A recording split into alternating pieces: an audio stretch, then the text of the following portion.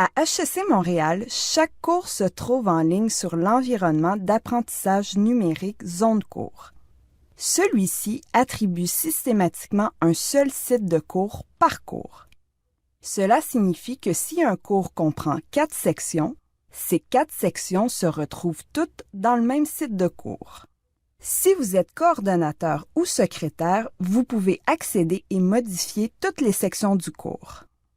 Par contre, si vous êtes enseignant, seules les sections du site que vous enseignez vous seront accessibles et modifiables. Cela dit, les sections d'un cours d'un même site partagent en conséquence les mêmes outils. Ceci peut susciter les questionnements suivants faisant l'objet de cette capsule. Comment procéderez-vous si vous désirez envoyer une annonce à certaines sections seulement d'un cours ou si vous devez créer une remise de travaux pour des sections ayant chacune une date d'échéance différente? Lorsque vous configurez une publication dans un outil, comme une annonce, une remise de travaux, un test ou encore un forum, chaque outil comprend une rubrique vous permettant de définir quelle section de la publication sera visible. Bien que le nom de cette rubrique varie légèrement d'un outil à l'autre, la démarche pour afficher une nouvelle publication est similaire pour l'ensemble des outils. Par exemple, si vous désirez afficher une remise de travaux dans le site de cours, vous avez le choix entre 2 options. La première, qui est l'option sélectionnée par défaut, affiche la publication pour tout le site. Quant à la deuxième, elle permet d'afficher la publication à une ou plusieurs sections en particulier. Pour chaque publication dans un outil, vous devez donc indiquer si elle s'adresse à tout le site ou à certaines sections seulement. En procédant ainsi, vous évitez de répéter les mêmes manipulations pour plusieurs sections.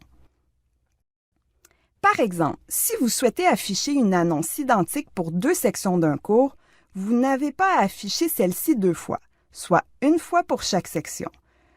Vous n'avez qu'à en afficher une seulement en indiquant qu'elle s'adresse aux 2 sections.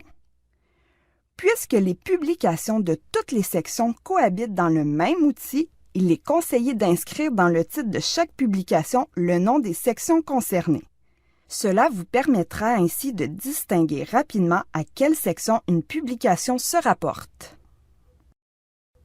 Il existe 2 principes importants à savoir concernant l'outil plan de cours et les autres outils. Premièrement, la création d'un ou de plusieurs plans de cours personnalisés n'a pas d'impact sur les paramètres d'affichage dans les autres outils.